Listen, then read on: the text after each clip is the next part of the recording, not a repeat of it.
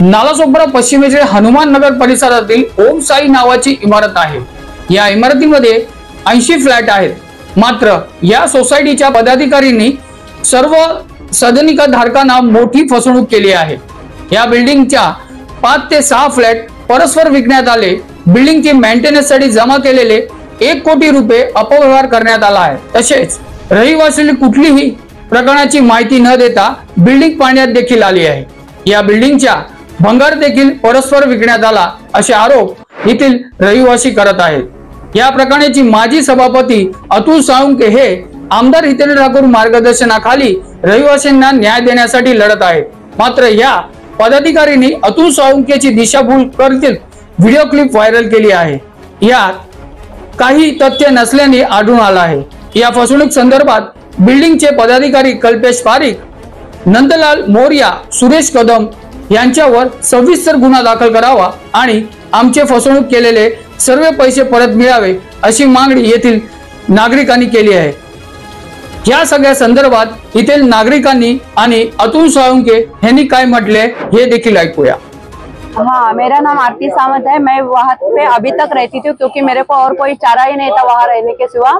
इसके लिए मैं वहाँ पे रहती थी। वो लोग हर एक मांग करते थे, मैं हर एक मांग पूरी करती थी। मेंटेनेंस, लाइट, हर एक चीज। सादा मोटर भी खराब होता था, हर एक चीज में उसमें ये होती हूँ। उसके बावजूद भी मेरे सामने ताला मत तोड़ो, उसके बावजूद भी ताला तोड़ के मेरा सामान चोरी किया। और मैं जब पूछने गई तो मेरे को कोई गलत लेटर दिखाया और बोलती नगर पालिका करे। जब मैं पता किया तो नगर पालिका का कोई आदमी नहीं था, वो भंगार वाला था मामूली सा। और हम लोग को मेरे आंखों के सामने बुलडोजर लगा के बिल्डिंग गिरवा दिया। सर बिल्डिंग तोड़ा तो सब दरवाजा ग्रिल भी सब निकाल रहे थे। और जब हम लोग पूछने को गए तो हम लोग को लोग ने गाली गलौज किया। काका ने, क्या नाम किसने किया? एसके कदम। हाँ, उसकी वाइफ भी। उसका वाइफ का सुमित्रा। क्या बोल रहे थे? वो बोलती कि हम लोग महानगर पालिका से नोटिस आया था, ऐसा कुछ बोल के हम लोग को उधर से भगा दिया वो लोग ने। इस तरीके का माहौल उत्पन्न हुआ है तो अभी आप पीछे हटेंगे कि और जोर से आगे बढ़ के काम करेंगे? दुनिया का कोई भी ताकत आने दो, हम यहाँ से पीछे हटने नहीं वाले हैं। हम न्यायिक रूप से ये काम करेंगे, हम लोगों के साथ रहेंगे। हमको अप्पा ने बोला है कि आपको लोगों का भला का काम करना है, लोगों का बुरा वाला काम हमको नहीं करना है।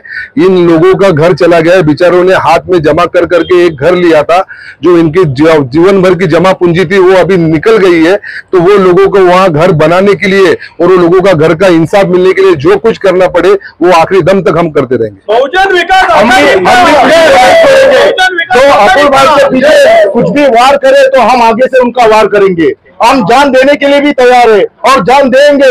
हमारे हक हमारे अतुल भाई दे रहे, कोई नहीं दे रहा है हमें। रातों रात 24 घंटा हमारे साथ खड़े, हमारे पीछे खड़े, हमारे भंगारों को बिकवाने से रोके, हमारे को बर्बाद होने से रोके। अतुल भाई के लिए हम जान भी देने के लिए तैयार है। वो एक है तो हम 80 है। ये पूरा मामला पुलिस प्रशासन के संज्ञान में है। हमने नालासोपारा पुलिस स्टेशन को 25 इंडिविजुअल केसेस दायर किए हुए हैं। सोसाइटी का एक कॉमन भी केस गया हुआ है। हमने कमिश्नर साहब को भी लेटर भेजा है, हमने महानगर पालिका को भी लेटर भेजा है, इवन हमने बैंक को भी लेटर भेजा हुआ है कि भाई ये जो फ्रॉड हुआ है उसका हमें स्टेटमेंट मिले।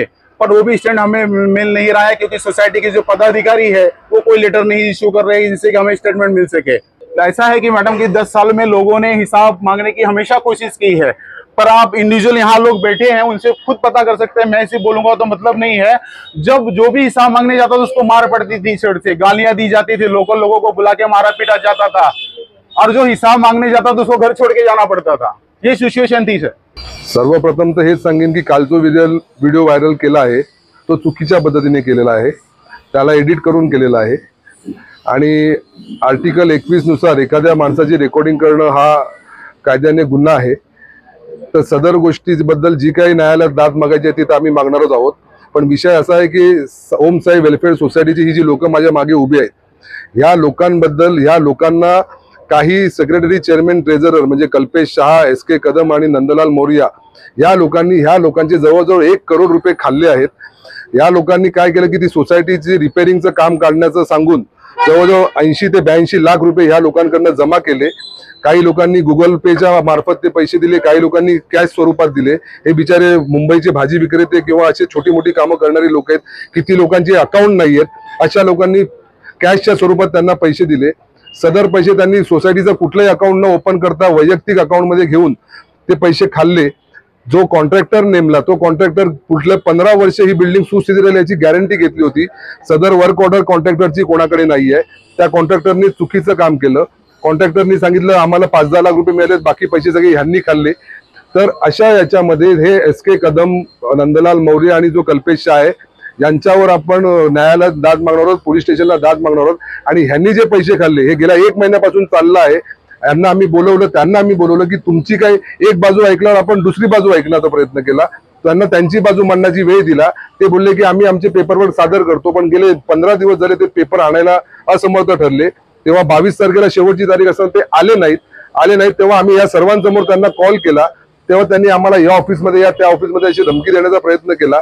तेव्हा अशा अरेला कार्य करणारे आम्ही आहोत, त्यामुळे अशा गोष्टीला आम्ही घाबरत नाही. त्याला तसंच तिकडे उत्तर दिलं.